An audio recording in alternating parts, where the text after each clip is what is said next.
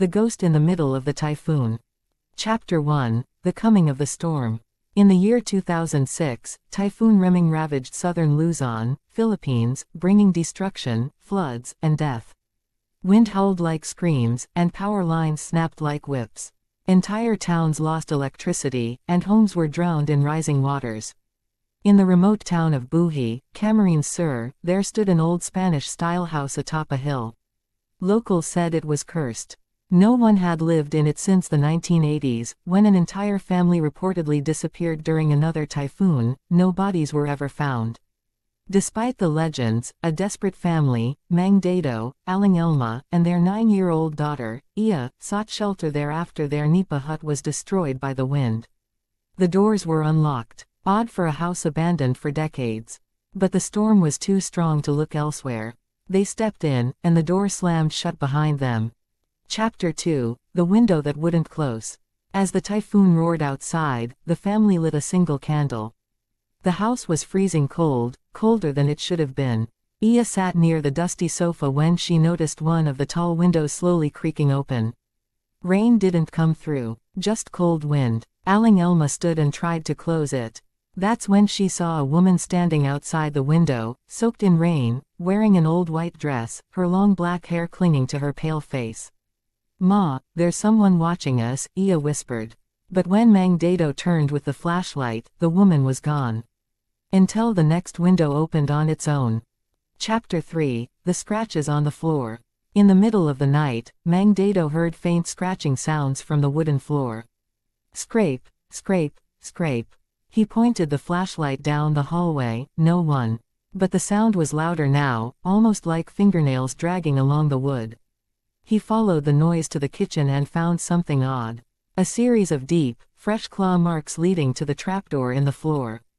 A trapdoor he never noticed earlier. They didn't open it. They couldn't, because suddenly, it felt like the house didn't want them to leave. Chapter 4. Ia's Whisper. At around 2 a.m., Aling Elma woke to the sound of Ia talking softly in the dark. "Who are you talking to?" she asked. Ia answered, "The lady said she lived here before. She wants her family. There's no one here but us, Anik. She said she was waiting for a storm, like this one, to come back." Suddenly, the candle went out. And the entire house shook as if something heavy had landed on the roof. From the ceiling, muddy water started dripping. Mixed in it, was blood. Chapter 5. The Real History. The next morning, the typhoon weakened just enough for Mang Dado to leave and look for help. He reached a nearby barangay hall and told them about the haunting. An old man there turned pale when he heard the description of the house. That house was sealed for a reason.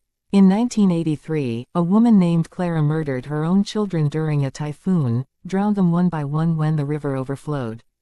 Then she hanged herself by the stairs. The family that moved in after disappeared. She returns when the winds are strongest, looking for her children, or replacements. Chapter 6. Trapped. Back at the house, Ia was missing. They searched every room. No signs. No footprints. Only a small wet handprint on the mirror, not Ia's.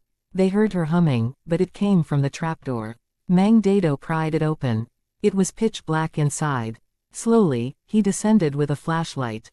There were bones. Hundreds of them. Skulls. Children's toys. Old shoes. At the very end of the crawlspace was Ia, sitting still, smiling blankly. Beside her, a woman in white, staring at Mang Dado with lifeless eyes. Chapter 7. The House That Breathes. They never made it out. The storm passed, and the townspeople found the house quiet, its doors locked once again. Inside, no one. But now, at night, when another typhoon rolls in, people swear they hear a child's laughter and a woman's lullaby coming from that house. The candle sometimes flickers through the window.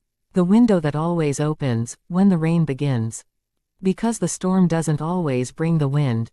Sometimes, it brings the dead.